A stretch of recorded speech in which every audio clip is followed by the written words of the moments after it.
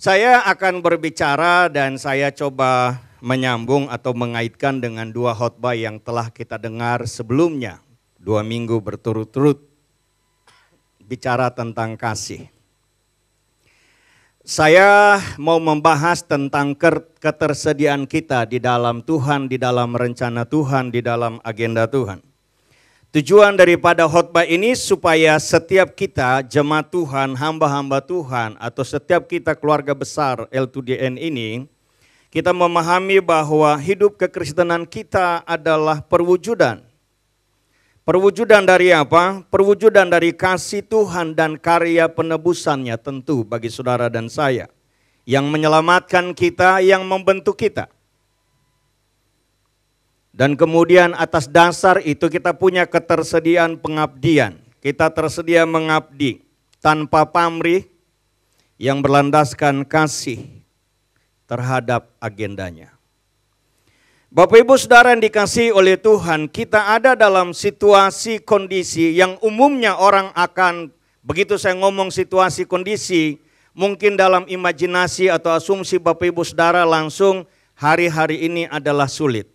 Hari-hari esok penuh dengan ketidakpastian.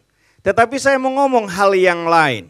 Kondisi saudara dan saya hari-hari ini, kita ada dalam satu situasi yang mana nilai dan arah zaman yang berubah atau yang bergeser. Saya ulangi, nilai dan arah zaman yang bergeser, trennya berubah. Dulu di kantor orang akan cari siapa yang paling setia, atau akan kita temukan orang akan dengan bangga berkata bahwa saya di kantor ini, di perusahaan ini sejak saya muda. Saya kerja pertama kali di sini sampai sekarang udah mau pensiun masih di sini. Tapi hal itu nggak mungkin kita temukan di akhir-akhir ini.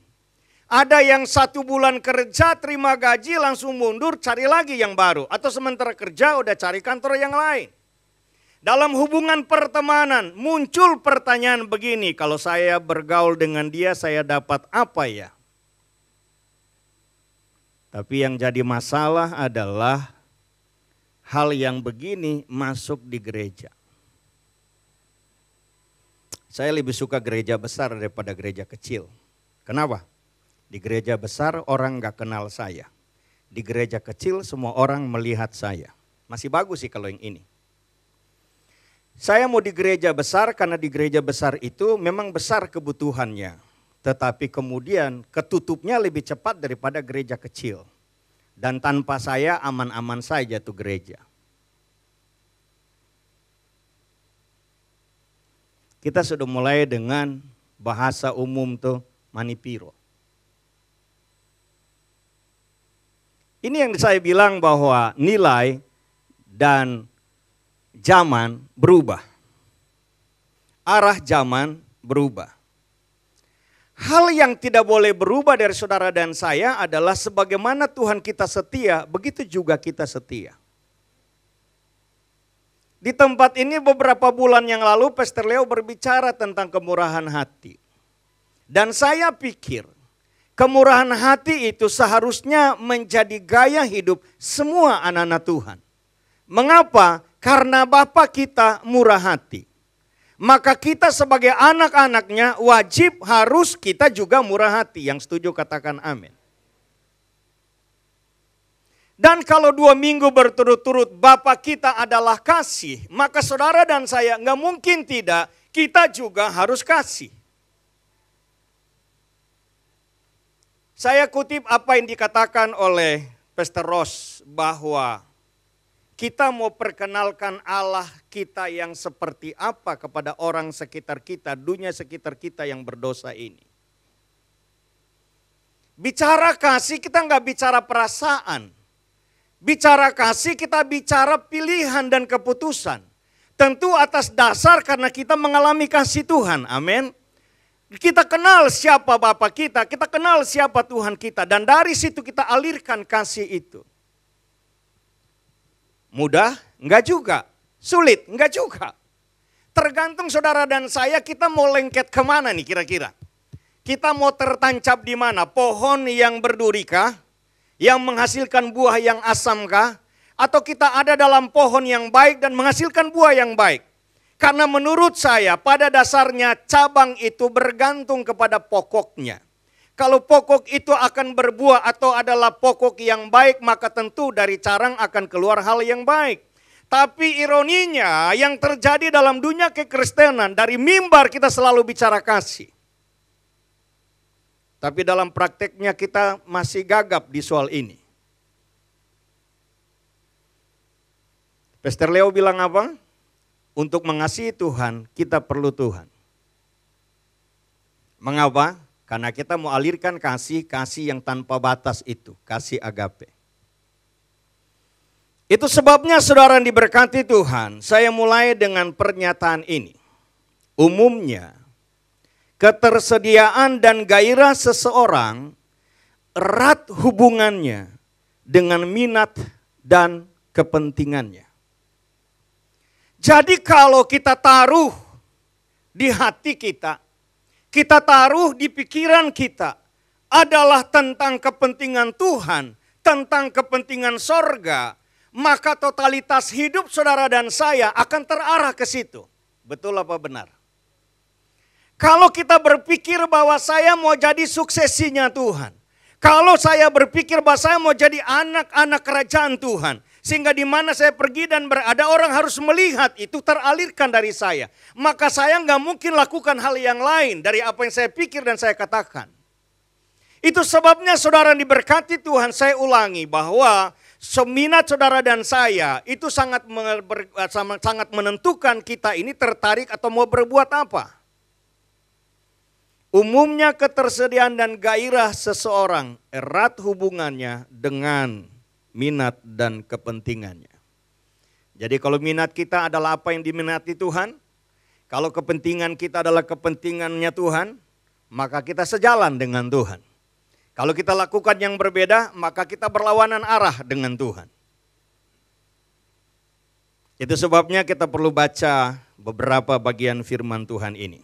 Kejadian pasal 12 ayat 1 sampai 4. Berfirmanlah Tuhan kepada Abram, yang kemudian berganti nama menjadi Abraham. Pergilah dari negerimu dan dari sanak saudaramu dan dari rumah bapamu ini ke negeri yang akan kutunjukkan kepadamu. Saya stop situ dulu. Ayat ini tidak menceritakan bahwa sebelumnya Tuhan itu datang kepada Abraham seperti Tuhan datang kepada Musa. Tidak ada dialog sebelumnya, tidak ada obrolan sebelumnya, dan tidak ada hubungan pertemanan atau fellowship seperti Tuhan dengan Henokh. Tiba-tiba Tuhan datang dan berfirman kepada Abraham, kamu pergi tinggalkan kampungmu, sanak saudaramu, rumah bapamu ini. Ayat 2 bilang apa? Aku akan membuat engkau menjadi bangsa yang besar. Dan memberkati engkau serta membuat namamu masyhur. Dan engkau akan menjadi berkat. Catatan di ayat yang kedua ini yang perlu Bapak Ibu Saudara garis bawahi adalah di saat Tuhan bilang bahwa aku akan membuat kamu menjadi bangsa yang besar, istrinya Abram ini, si Sarai itu, kemudian menjadi Sarah, mandul. Jadi kalau melihat kepada kondisi keberadaan, maka sebetulnya Abraham punya alasan untuk kemudian dia dialog dengan Tuhan. Dia punya alasan untuk kemudian dia bisa berdalih seperti Musa kepada Tuhan. Bagaimana bisa itu terjadi Tuhan? Istri saya kan mandul. Tapi ini mari kita lihat ciri-ciri orang yang punya ketersediaan dengan Tuhan. Karena akhirnya ketersediaan saudara dan saya dengan agenda Tuhan tidak lepas daripada iman kita kepadanya, seberapa berkualitas iman kita. Masih dalam obrolan awal kita sudah melihat ciri-ciri bahwa Abraham ini pantas disebut bapa segala orang percaya.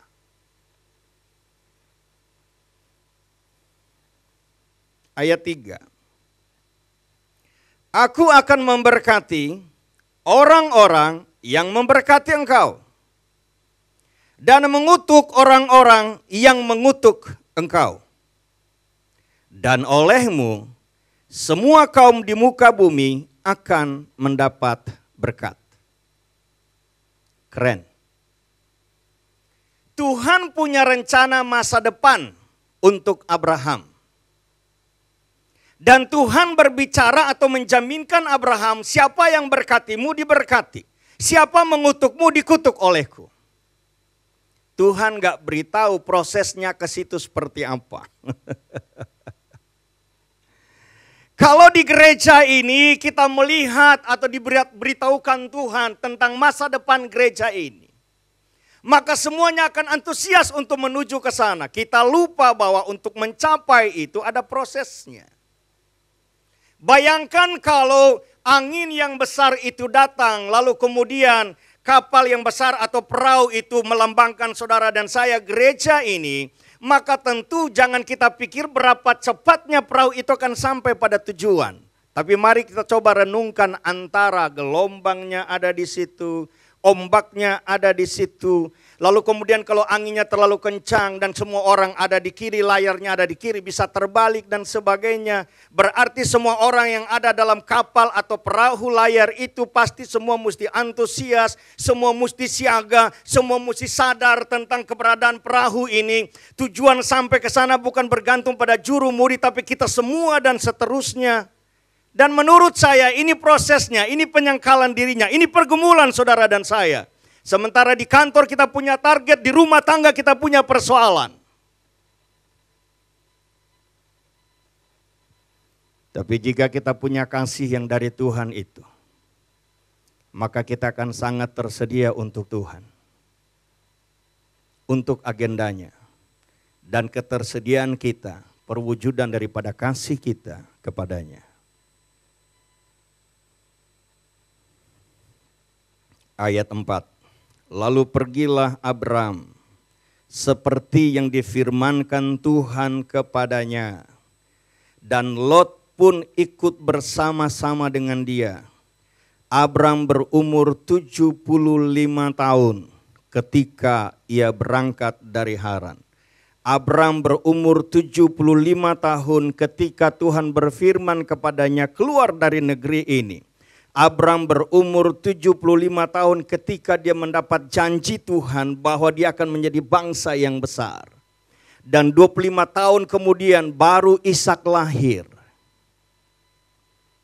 Apakah ini satu penantian yang panjang? Lumayan panjang. Tetapi yang namanya janji Tuhan, tetap janji Tuhan. Artinya satu waktu, cepat atau lama, akan menjadi kenyataan. Karena janji Tuhan menjadi nyata dan tidak, hanya ada dua kemungkinan, bukan tiga. Walaupun saya suka angka tiga, cuma dua. Satu waktunya Tuhan dan yang kedua adalah ketersediaan kita. Dan seringkali yang jadi masalah adalah yang kedua ini. Saya nggak percaya janji Tuhan menjadi terhalang karena begitu besar kuasa gelap menghalangi. Enggak, saya nggak percaya itu. Ada begitu banyak tantangan yang enggak, saya nggak percaya itu. Selama kita terus pandang Tuhan, terarah kepadanya.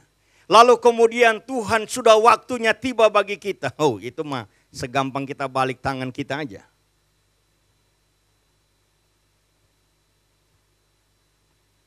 Bisa bilang amin.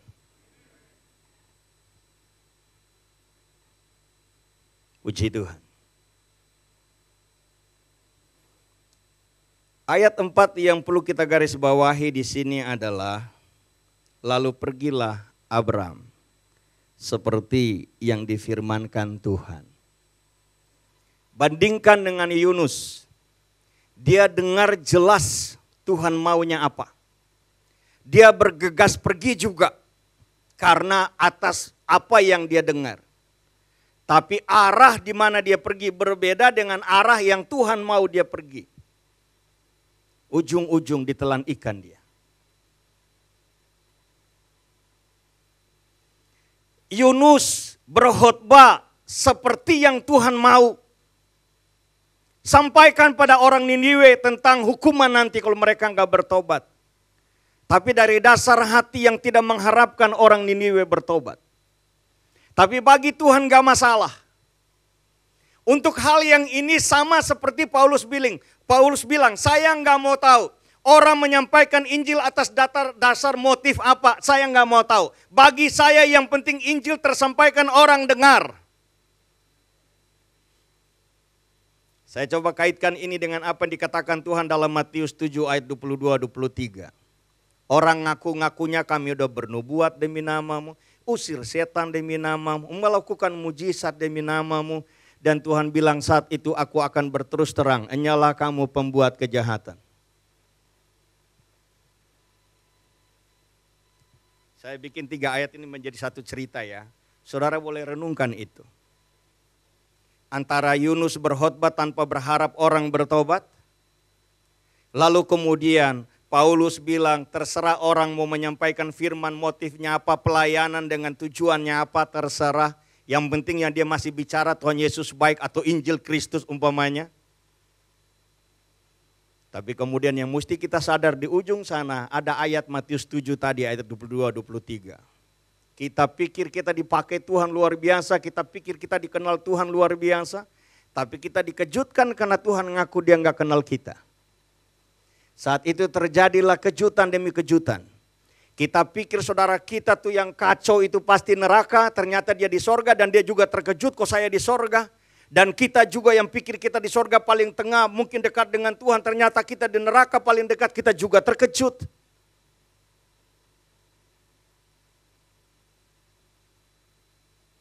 Tapi menarik untuk kita perhatikan ini. Abraham dengar jelas.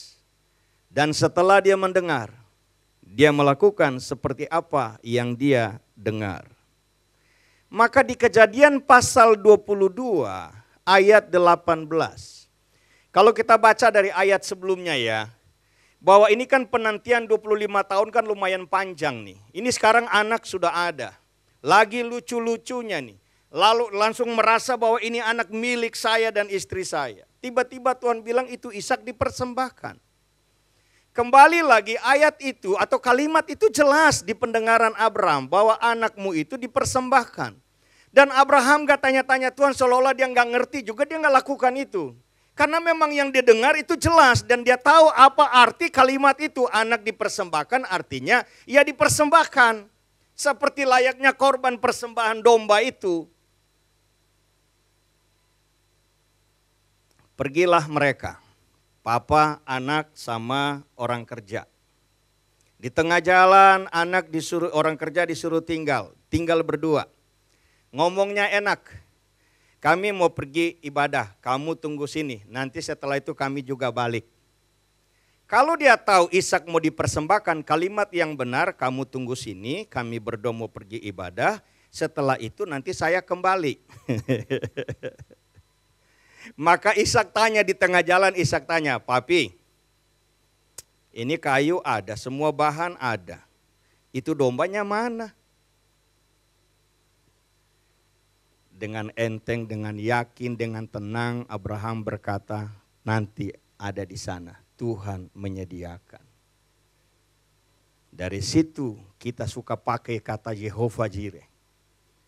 Tapi munculnya kata Yehovah Jireh itu, ada satu pengalaman yang lumayan, aduh ngeri-ngeri sedap nih. Ada satu tindakan iman dari seorang Abraham.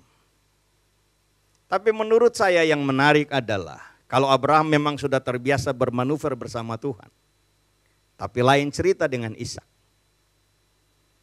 Tetapi ketersediaan Ishak untuk kemudian menyerahkan dirinya, tadi papi bilang nanti ada korbannya.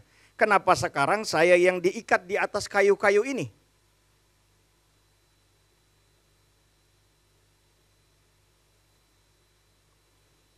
Keberhasilan seorang bapak rohani di gereja tidak semata karena dirinya. Selain Tuhan, ya karena anak-anak rohaninya.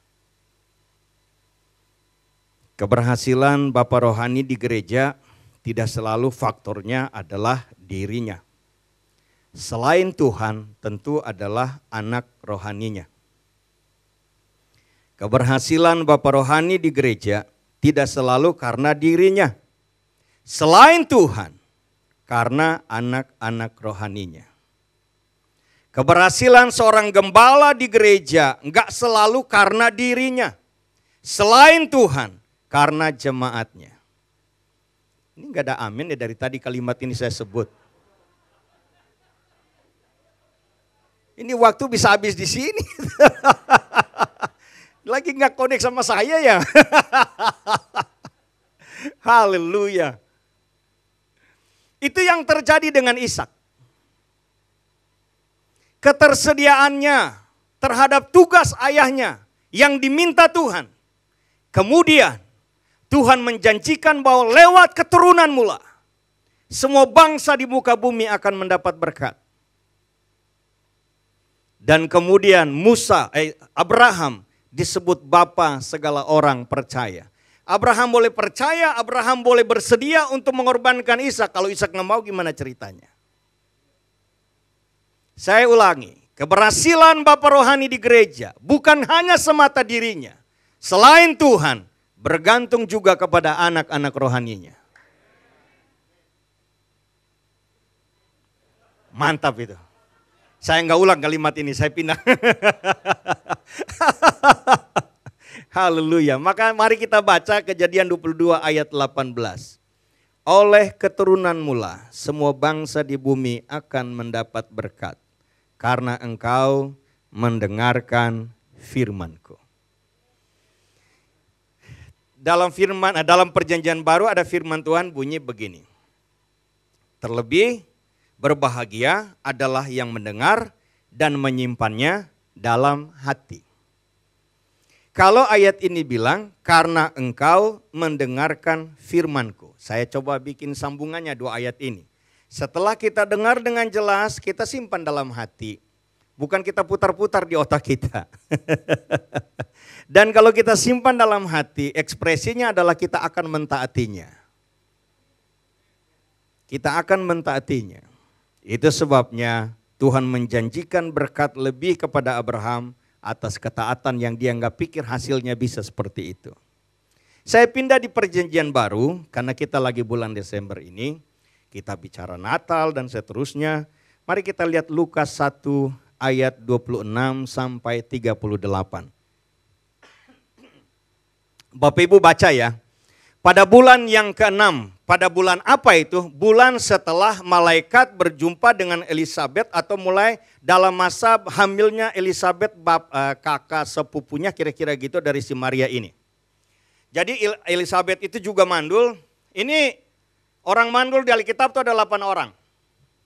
Ada Sarah, kemudian ada Ribka, ada Rahel, kemudian wanita Sunem, lalu kemudian ini si Elisabet gitu ya.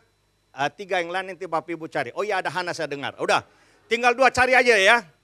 Saya pikir simpan 3 karena saya suka 3 tapi udah 1 udah ngomong ya udah tinggal 2 aja Bapak Ibu cari. Haleluya. Bapak Ibu dapat atau tidak Natal tetap Natal. Tanggal 25 ada Natal sini. Haleluya. Lalu kemudian malaikat datang ketemu dengan Maria. Lalu disampaikan salam Maria gitu kan. Maria pikir dalam hati ini salam ini artinya apa ya? Lalu kemudian si malaikat bilang bahwa kamu wanita yang diberkati, kamu akan mengandung, kamu akan melahirkan seorang anak laki-laki, nanti kamu kasih nama dia Yesus. Kerajaannya itu tidak berkesudahan dan seterusnya. Maria dengar ini hal yang bagus nih. Tetapi kemudian terjadinya sekarang bukan nanti. Maka dia tanya bagaimana mungkin itu terjadi karena aku kan belum bersuami.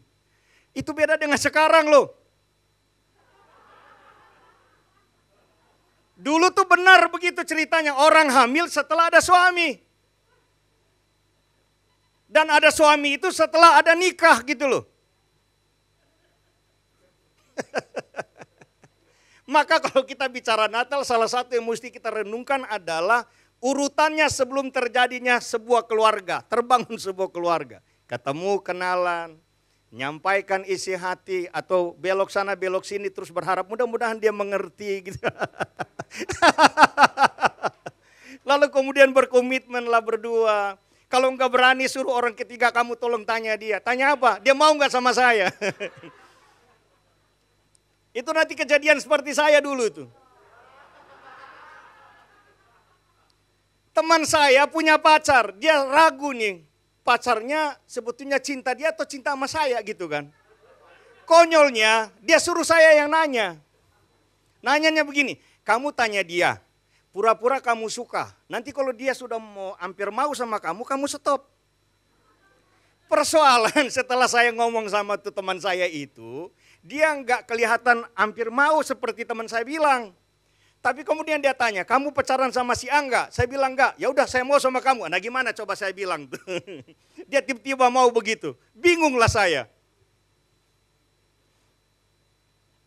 Urutan nikah dulu dengan sekarang beda loh Bapak Ibu. Tapi mari kita konsen di sini aja si Maria. Bagaimana itu terjadi? Aku kan belum bersuami. Roh Kudus lah. Ini karya Roh Kudus. Kata malaikat. Karena bagi Tuhan gak ada perkara yang mustahil. Lalu malaikat ngomong bagi Tuhan gak ada perkara yang mustahil. Kita baca sama-sama ayat 38. Kata Maria, sesungguhnya aku ini adalah hamba Tuhan. Jadilah padaku menurut perkataanmu itu. Lalu malaikat itu meninggalkan dia. Perasaan tadi saya bilang kita baca sama-sama deh. Yuk baca sama-sama yuk. Dia dengan bersuara jangan dalam hati. 1, 2, 3. Kata Maria, sesungguhnya aku ini adalah hamba Tuhan. Jadilah padaku menurut perkataanmu itu. Lalu malaikat itu meninggalkan dia. Setelah jawaban ini, bagi malaikat selesai urusanku dengan wanita ini. Misiku berhasil. Tapi saya mau beritahu saudara. Untuk sampai Maria berkata, aku ini hambamu.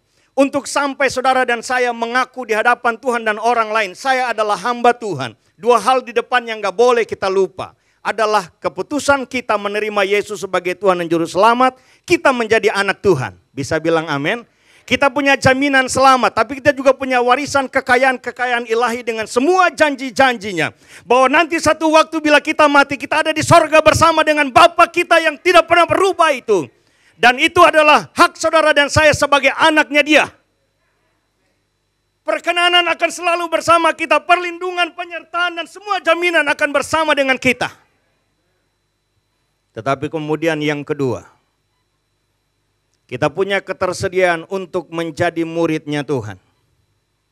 Seseorang yang disebut muridnya Tuhan bukan karena ikuti belajar mengajar di gereja saja. Enggak. Tapi dia memutuskan saya mau dimuridkan. Dia belajar dan kemudian dia mau ditegur. Dia mau diarahkan dan seterusnya. Itu yang dimaksud dengan murid. Dan kalau ini jadi, ini lulus. Maka yang ketiga, dia bisa dengan bangga berkata, aku ini hamba Tuhan. Hamba Tuhan konteks sekarang berhubungan dengan tugas gereja, pendeta dan seterusnya. Kalau kita GKS evangelis, pendeta muda, pendeta penuh. Tetapi kemudian kita mesti pisahkan juga hamba Tuhan di situ bisa dimaksudkan adalah kita menghambakan diri pada Tuhan dengan seluruh kehendaknya, bisa bilang amin. Kita menghambakan diri kepada Tuhan dengan seluruh kebenarannya. Makanya Paulus ngomong pada jemaat di Roma bahwa dulu tubuhmu dipersembahkan kepada dosa. Melakukan hal-hal yang jahil, hal-hal yang najis. Tapi sekarang sebagai ciptaan baru, hidupmu dipersembahkan kepada Tuhan. Untuk kepentingan Tuhan sebagai alat kebenaran, hamba kebenaran. Itulah saudara dan saya. Dan sekarang setelah mendengar hal yang mengejutkan itu, Maria berkata, jadilah demikian, karena aku ini hamba Tuhan. Seorang yang percaya bahwa dirinya anak Tuhan, murid Tuhan, kemudian hamba Tuhan, dia akan sangat terbuka dengan apa yang Tuhan mau. Dari sini muncul lagu, suka-sukamu Tuhan. Orang yang nyanyi lagu suka-sukamu Tuhan, saat dia berdoa minta A yang Tuhan kasih B, atau saya bikin lebih jelas lagi, dia minta padang rumput, Tuhan izinkan dia lihat padang gurun, dia tetap berkata, suka-sukamu Tuhan. Kayaknya nada tadi jadi turun ya.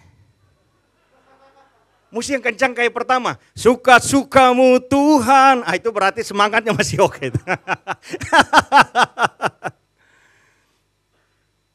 Kalau itu pada saya mungkin lagu yang akan saya nyanyikan adalah, ia takkan membiarkan kakiku goyah, penjagaku tak akan terlelap. Bisa bilang amin.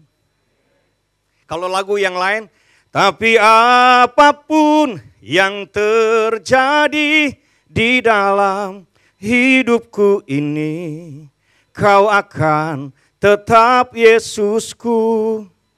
Sekalipun duka yang aku alami, aku akan tetap memuji dan menyembah-Mu.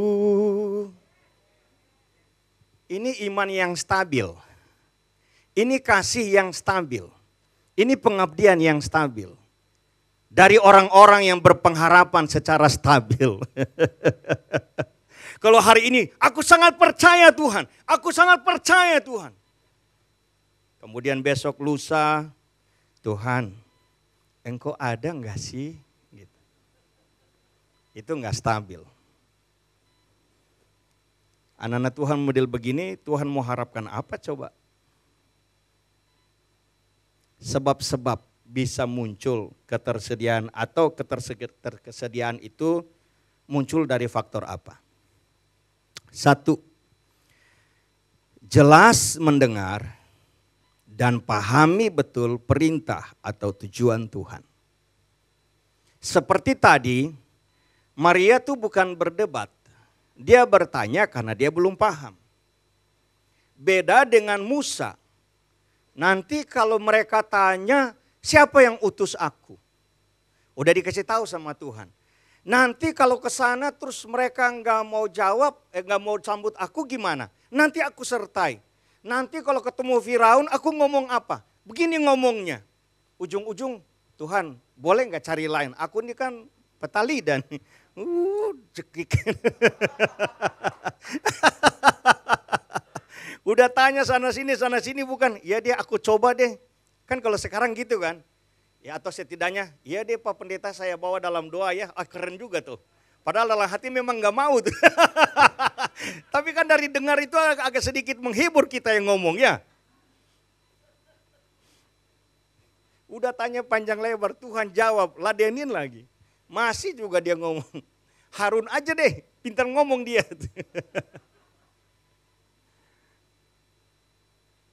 Kita dengar harus jelas.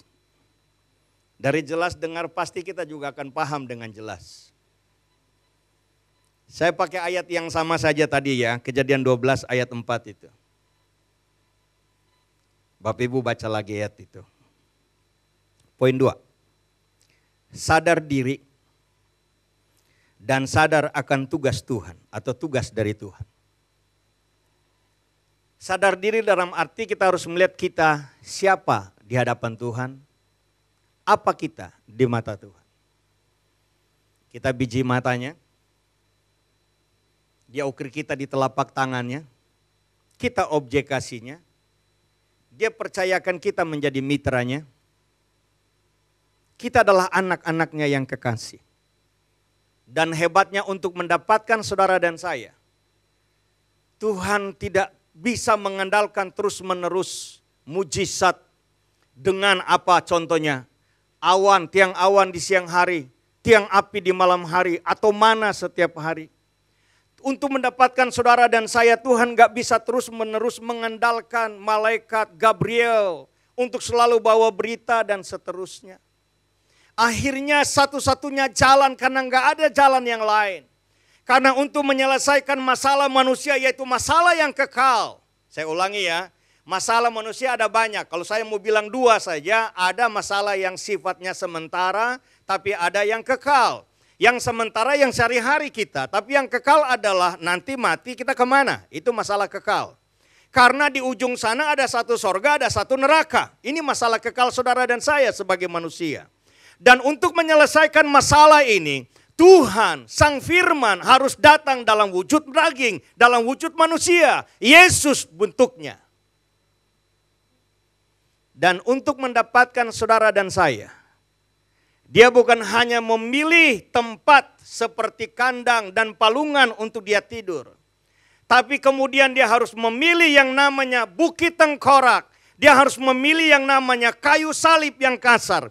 Hanya dengan itu saja, hanya dengan itu saja Tuhan bisa menemukan saudara dan saya kembali. Ada seorang teolog berkata begini, alasan Yesus mati dan bangkit hanya satu, menemukan mutiara yang hilang, yaitu saudara dan saya sebagai penyembahnya, untuk kemudian kita bisa menyembah Tuhan. Dan berbicara menyembah Tuhan, saya kasih tahu ada dua hal besar yang harus kita perhatikan. Satu adalah kita memuji Tuhan dengan penuh ekspresif. Kita memuji menyembah Tuhan dengan penuh rasa hormat dan syukur kepada Tuhan. Kita memuji menyembah Tuhan dengan tidak terpaksa dan tidak terikat pegang kursi dan sebagainya. Karena Tuhan telah bebaskan kita dari dosa dan maut. Karena Tuhan telah membeli kita dan harganya bayar lunas, harga yang mahal itu. Dibayar lunas. Itu sebabnya kita mempersembahkan roh, jiwa dan tubuh kita seutuhnya kepadanya. Itu penyembahan yang pertama. Tapi penyembahan yang kedua adalah bagaimana setiap hari kita pergi dan berada, kita sadar akan Tuhan. Paulus bilang kepada jemaat di Kolose 3:23, apapun yang kamu lakukan, lakukanlah seperti untuk Tuhan. Kalau kita percaya Tuhan kita maha tahu, kalau kita percaya Tuhan kita adalah Allah yang menyertai, Immanuel, maka kita mesti sadari satu hal. Kita bikin hal yang baik dia tahu, kita bikin hal yang buruk juga dia tahu. Kita menolong orang dia tahu, kita membuat orang mati gara-gara kita, dia juga tahu.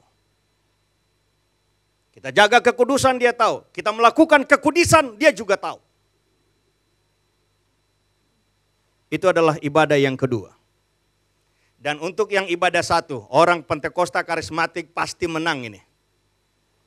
Tapi maaf kata, untuk yang kedua kayaknya lebih banyak orang Injili yang menang. Mereka boleh tidak berbahasa roh atau tidak percaya bahasa roh. Tapi mereka sangat sadar akan Tuhan. Sementara orang Pentakosta dan Injili terlalu percaya dengan namanya kasih karunia Tuhan itu segala-galanya. Sehingga lupa bahwa kita harus bertanggung jawab mengerjakan keselamatan itu dengan takut dan gentar. Dengan rasa hormat. Yang ketiga, dorongan kasih. Kalau tadi sadar diri itu saudara bisa tambah Yesaya pasal 6 ayat yang ke-8.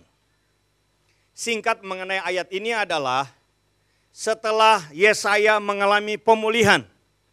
Nabi juga ternyata mengalami pemulihan atau membutuhkan dipulihkan. Karena ada cerita, ada tugas pasal 1 sampai pasal 5. Tetapi di pasal 6 dia baru sadar dia ada di lingkungan najis bibir. Dan dia sendiri juga najis bibir. Tapi waktu dia mengalami pemulihan, dia punya kepekaan untuk mendengar. Dia punya kepekaan untuk tangkap sinyal-sinyal kebutuhan sorga. Dia mendengar ada suara yang bertanya, siapakah yang akan kuutus? Dan dia berkata, ini aku, utus dia. Itu biasa kita ngomong gitu. Tapi Yesaya bilang, ini aku Tuhan, utuslah aku. Kalau saudara tahu saudara adalah orang-orang yang dipulihkan, mari kita tersedia untuk kebutuhan dan kepentingan sorga. Yang ketiga, dorongan kasih. Untuk ini ayatnya banyak, nanti Bapak Ibu Saudara cari aja sendiri. Saya hanya mau baca kalimat saya ini. Kasih Allah adalah dasar ketersediaan dan pengorbanan kita.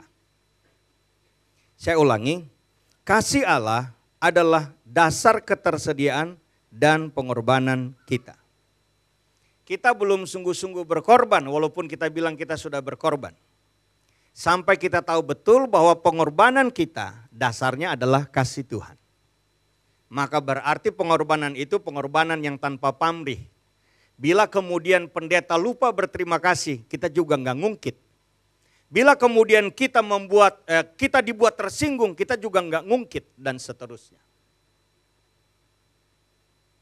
Ini sama seperti Mother Teresa bilang, orang bisa salah mengerti terhadap perbuatan baikmu, tapi janganlah berhenti untuk berbuat baik. Orang bisa salah dan memanfaatkan pengampunan kita, tapi itu tidak berarti kita berhenti mengampuni orang. Kalimat berikut, hidup dan karya kita bukan tentang pribadi dan gereja kita, tetapi tentang Tuhan dan agenda kerajaannya melalui kita. Bukan soal ketersediaan terhadap tugas pelayanan semata, bukan soal ketersediaan, apalagi nggak tersedia loh. Tetapi soal ekspresi kasih kita kepada Tuhan dan sesama. Itulah alasan mengapa kita ada. Keren nih kalimat.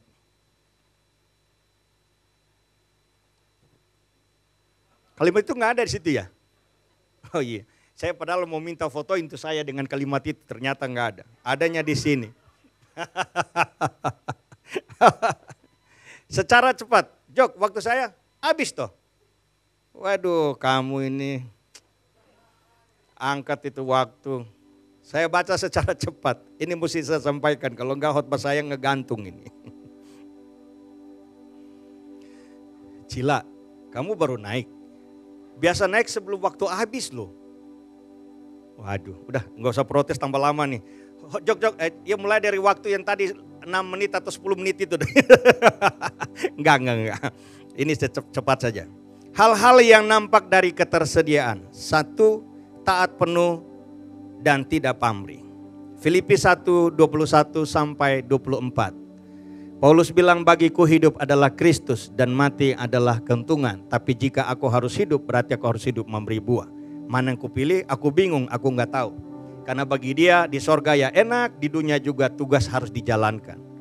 Tapi orang yang sudah nyesak di dunia pingin mati. Tapi cara matinya bukan minta Tuhan yang ambil, tapi ambil baygon gitu loh. Sehingga sorga tidak menjadi bagiannya. Yang kedua, berkorban. Kalau yang pertama tadi Maria sudah, saya mau tunjukkan yang kedua. Yusuf. Dalam mimpinya jelas. Yusuf itu berpikir gini loh, dia berpikir gini. Aduh, si Maria kok bisa hamil ya? Kita kan belum menikah. Nah itu sama seperti tadi Maria, bagaimana aku bisa hamil? Kita kan gak menikah. Mungkin saudara berpikir, ini Maria kenapa gak komunikasikan ya? Ini pacaran orang dulu sama orang sekarang beda masalahnya. Orang sekarang ketemu tiap hari. Orang dulu tuh untung-untung suatu tahun bisa ketemu di saat ada perayaan Sabat atau apa gitulah. Hari raya apa, baru ketemu, itu pun jarak tuh lumayan. Jarak lumayan. Sekarang tiba-tiba tahu Maria hamil. Kalau sekarang kan tiba-tiba ada WA atau apalah kemudian bilang say gitu ya. Tadi malaikat datang loh, kaget gua. Tapi ini berita baik untuk kita berdua loh. Gua bakal hamil nih. Itu kalau sekarang. Dulu tiba-tiba udah hamil baru Yusuf tahu. Gimana ceritanya? Kata Yusuf disebut Yusuf adalah orang yang tulus. Maksudnya gini. Harusnya Yusuf itu punya hak untuk menghentikan hubungan tunangan ini. Sedikit mengenai tunangan ya. Kalau saya ketemu cewek nama Debbie. Kemudian saya kayak ayam tuh putar sana putar sini gitu ya. Intinya kemudian dia mau sama saya. Kita jalan berdua tanpa libatkan orang tua, itu pacaran. Tapi kemudian kita lapor orang tua, ini serius loh. Lalu mungkin papanya istri saya nih bilang gini, ada orang sangir yang serius juga ya. Nah, atas hubungan yang sudah disetujui orang tua, bisa disebut itulah hubungan tunangan. Hubungan tunangan bisa dibilang sebagai pranikah atau sudah separuh sah sebagai suami istri, cuma bedanya nggak ada kegiatan suami istri. Status bisa dibilang sebagai suami istri, tapi kemudian nggak ada kegiatan suami istri. Saudara ngerti maksud saya? Yang nggak ngerti nanti WA saya aja. Gitu ya. Dan sekarang tiba-tiba Maria hamil. Kalau Yusuf dia itu nggak tulus, dia bisa gemborkan itu, dia bisa perluas, bikin viral itu. Dan akhirnya apa? Maria dirajam batu. Itu hukumannya. Perzinahan tuh dirajam batu. Dan yang terjadi di sini, dengan tulus hati dia pikir, saya mesti putus nih hubungan, tapi harus baik-baik. Baik-baiknya itu saya datang ke papa mamanya, saya kasih tahu ini bukan saya nggak tahu siapa, harusnya begitu. Tapi kemudian dalam mimpi, saya ulangi, dalam mimpi, bukan terang-terang malaikat datang seperti kepada Maria. Dan dalam mimpi itu, ini bukan sembarang hamil. Ini ada perkara ajaib. Kalian berdua dipercayakan nih, gak semua orang dapat kepercayaan ini. Dan satu-satunya, sekali untuk selamanya, pengalaman 2 kekasih mendapat kepercayaan ini. Kamu jangan tinggalkan, ambil si Maria jadi istrimu. Dan saya baca dua kalimat terakhir ini, ayat 25-26. Sesudah bangun dari tidurnya, Yusuf berbuat seperti yang diperintahkan malaikat itu. Seperti yang diperintahkan malaikat itu. Ia mengambil Maria sebagai istrinya. 25. Tetapi tidak ada kegiatan suami istri. Ketersediaan berkorban. Karena kemudian di luar Tuhan menaungi mereka berdua, ini ancamannya dirajam batu loh. Tapi ketersediaan mereka untuk mau berkorban, ada pihak Tuhan intervensi, campur tangan, sehingga apa yang menjadi ancaman Taurat yang dilanggar itu tidak terjadi bagi mereka berdua. 3. Dipenuhi dengan tujuan Tuhan. Ayat ini perlu saya baca. Kisah Para Rasul 20-24. Tetapi aku tidak menghiraukan nyawaku sedikit pun, asal saja aku dapat mencapai garis akhir dan menyelesaikan pelayanan yang ditugaskan oleh Tuhan Yesus kepadaku untuk memberi kesaksian tentang Injil kasih karunia Allah. Apa tugas Paulus? Lihatlah dalam Kisah Para Rasul pasal yang ke-9. Tuhan ngomong sama Ananias, kamu pergi ke situ, kamu doain tuh orang. Dia lagi buta tuh, dia lagi doa sekarang, dia lagi puasa. Ananias tahu siapa yang dimaksud dan Ananias ngomong bahwa bukankah orang itu jahat? Bukankah dia datang ke sini untuk membunuh kami ini disebut murid Kristus? Datanglah ke sana. Aku pilih dia, aku pakai dia untuk tujuanku. Dia akan jadi berkat bagi Israel. Dia akan jadi berkat bagi raja-raja. Dia akan jadi berkat bagi bangsa-bangsa. Itu tugas Paulus. Dan untuk memenuhi 3 tugas ini, ayat ini berkata, aku tidak menghiraukan nyawaku sedikit pun, asal saja aku dapat mencapai garis akhir. Dari sini saya mau kutip omongan yang sering kali disebut oleh Pastor Leo. Banyak orang bisa memulai sesuatu, tapi kemudian berhenti di tengah jalan. Katanya, papi saya bilang, kata Pastor Leo, jadi orang tuh jangan ayam gak ada kepala, bikin apa gak ada ujungnya. Lalu muncul kalimat, jangan berhenti karena capek, tapi berhentilah kalau sudah sampai. Dan saya mau bilang, semua orang bisa memulai sesuatu, tapi tidak semua orang bisa mengakhiri apa yang dimulainya. Paulus untuk bisa mencapai garis akhir, aku tidak menghiraukan nyawaku sedikit pun. Saya singgung apa yang disampaikan Hosea di doa pagi kemarin. Seorang prajurit enggak dikenan sama komandannya kalau yang dia pikirkan bukan tentang peperangan di medan pertempuran, tapi apa yang ada di belakangnya. Sekarang mari kita renungkan, alasan ketidaktersediaan saudara dan saya apa yang menjadi alasannya? Apa faktornya? Tapi kalau kita bilang kita punya kasih karena ada kasih Tuhan dalam kita, sebetulnya yang ada dari kita yang selalu terekspresi adalah ketersediaan kita. Aku tersedia untuk agenda Tuhan. Kesimpulannya adalah, sebelum kesimpulan saya baca kalimat terakhir ini, ada nggak di situ ya? Mudah-mudahan ada. Memenuhi hati dan pikiran dengan kasih dan agenda sorga akan menjadi modal awal keberhasilan kita memenuhi amanat panggilan kita. Saya undang kita semua berdiri, saya baca kesimpulannya. Tuhan sangat bisa tanpa kita. Mengapa bisa begitu? Tuhan sangat bisa tanpa kita, karena untuk alam semesta yang kita lihat ini tercipta hanya dengan Tuhan bicara, Tuhan berfirman. Yesaya memberikan gambaran dalam Yesaya pasal 40 ayat yang ke-28. Dari ujung sampai ke ujung, semuanya dikerjakan seorang diri oleh Allah. Dan tangannya enggak lelah untuk mengerjakannya itu. Saya ulangi, Tuhan sangat bisa tanpa kita. Namun tanpa kita Tuhan tidak mau, Tuhan enggan. Mengapa? Karena sejak awal Tuhan sudah mendesain saudara dan saya. Kalau Pastor Leo bilang kemarin kita didesain untuk mengasihi Tuhan. Maka dengar baik, saudara dan saya, kita didesain untuk menjadi mitranya Tuhan, untuk tujuannya melalui kita. Itu sebabnya Tuhan selalu mau melibatkan kita. Kesadaran kita tentang alasan mengapa kita ada, dengan didorong oleh kasih Tuhan membuat kita selalu tersedia tanpa pamrih. Tuhan Yesus memberkati kita semua. Haleluya, haleluya, puji Tuhan. Itu sebabnya di akhir tahun ini kita minta supaya kita kembali pada kasih yang mula-mula. Bisa bilang amin. Kasih yang sebagaimana hari pertama kita jumpa Tuhan, kenal Tuhan, buka hati terima Dia sebagai juru selamat. Pengalaman itu harus kita minta terus-menerus berjalan ke depan ini. Hari-hari depan kita boleh gelap, tapi kasih kita sama Tuhan gak akan turun.